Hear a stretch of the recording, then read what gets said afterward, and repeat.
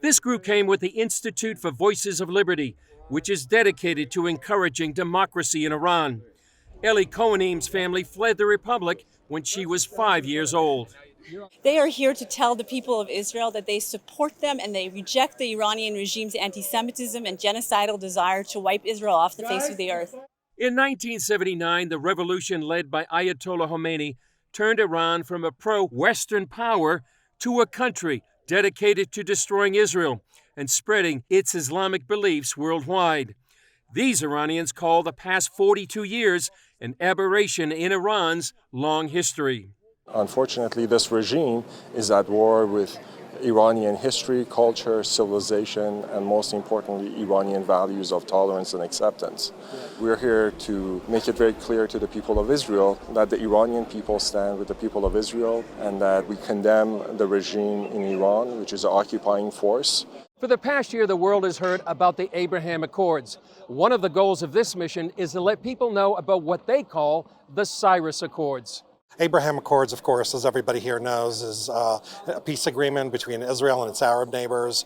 We feel that just as that peace was hard to believe that it would happen, and it did happen, Cyrus Accords, a deal between Israel and a future free democratic Iran, is possible as well. These accords are named after the Persian king who allowed the Jews to rebuild the Second Temple in Jerusalem. And so the Iranian people believe that for 2,500 years there were warm relations between the people of Israel and people of Iran. My story is really the prime example of that. You know, the Iranian Jews, we were one of the most ancient Jewish communities in the world.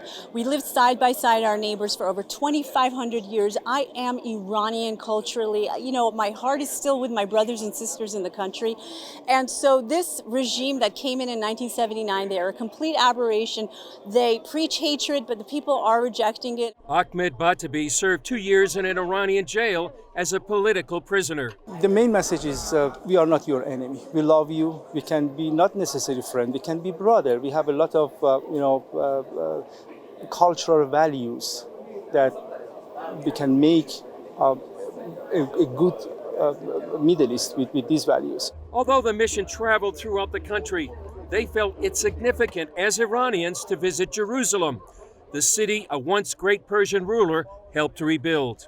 I wish you could have seen the awe that various delegates saw when they walked in the city of David, when they heard the history that stems through from Cyrus the Great, through various millennia, and how much the two people have in common.